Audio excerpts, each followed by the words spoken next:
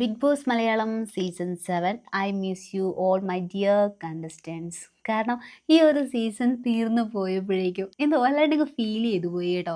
ഞാൻ ഇതിനു മുൻപത്തെ സീസണൊക്കെ കണ്ടിട്ടുണ്ട് എങ്കിൽ പോലും പക്ഷെ ഇത്രത്തോളം ഒരു സീസൺ ഇങ്ങനെ അതേപോലെ 24 ലൈവ് ഒക്കെ ഇരുന്ന് കാണുകയും അതുപോലെ എപ്പിസോഡ്സ് കാണുകയും അങ്ങനെ ചെയ്തിട്ടുണ്ടായിരുന്നില്ല. പക്ഷെ അതൊക്കെ ഇടയ്ക്കിടയ്ക്ക് അങ്ങനെ ഇടയ്ക്കും മുറയ്ക്കൊന്ന് കണ്ടുപോയതേ ഉണ്ടായിരുന്നുള്ളൂ. പക്ഷേ ഈ ഒരു സീസൺ തുടങ്ങിയപ്പോൾ തൊട്ട് ഇതിനെക്കുറിച്ച് വീഡിയോകൾ ചെയ്യുന്നുണ്ട്, എൻ്റെ അഭിപ്രായങ്ങളൊക്കെ പറയുന്നുണ്ട്. അത് ആ ഒരു രീതിക്കങ്ങ് പോന്നപ്പോഴേക്കും ഈ ഒരു നമ്മുടെ സീസണിലെ കണ്ടസ്റ്റൻസ് ഒക്കെ ഇങ്ങനെ മനസ്സിൽ കയറി കൂടിപ്പോയി കേട്ടോ.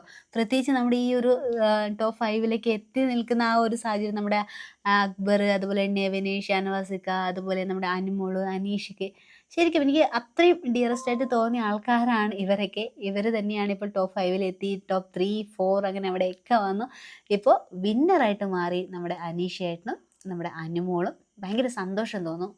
അതുപോലെ ഡിസേർവിങ് ആയ ആൾക്കാർക്ക് തന്നെയാണ് ഈ ഒരു സ്ഥാനം കരസ്ഥമാക്കിയിട്ടുള്ളത്. അതുപോലെ നമ്മുടെ ഈ ഒരു ബിഗ് ബോസ് വീട്ടിനകത്തേക്ക് ആദ്യമായി കണ്ടസ്റ്റൻസ് എന്ന നിലയിൽ കാലെടുത്ത് വെച്ച വ്യക്തിയായിരുന്നു നമ്മുടെ അനീഷേട്ടൻ. അവിടുന്ന് ഇങ്ങോട്ടേക്കുള്ള ജേണി നമ്മൾ കണ്ടതാണ്. പലപ്പോഴും അനീഷേട്ടൻ പറയും ഈ കപ്പ് ഞാൻ കൊണ്ടുപോകുന്നൊക്കെ പറയും. പക്ഷേ അന്നേരമൊന്നും ഇത്രത്തോളം ഒരു മാജിക് നടക്കുമെന്ന് പ്രതീക്ഷിച്ചിട്ടുണ്ടായിരുന്നില്ല കേട്ടോ. പക്ഷേ അനീഷേട്ടൻ പറഞ്ഞതുപോലെ തന്നെ ആ കപ്പ് അനീഷേട്ടൻ അങ്ങ് കൊണ്ടുപോയി.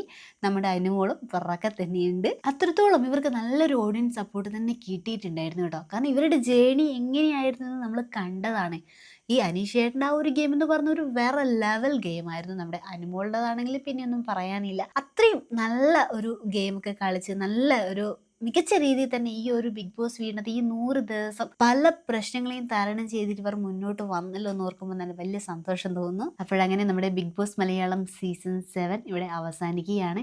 നമുക്ക് പുതിയൊരു ബിഗ് ബോസ് സീസണായിട്ട് വെയിറ്റ് ചെയ്യാം. ഇനിയും ഒരുപാട് പ്രതിഭകളെ നമുക്ക് ഈ ബിഗ് ബോസ് സീസണിലൂടെ കാണാൻ കഴിയട്ടെ. എൻ്റെ എല്ലാവിധ ആശംസകളും നമ്മുടെ വിജയികൾക്ക്.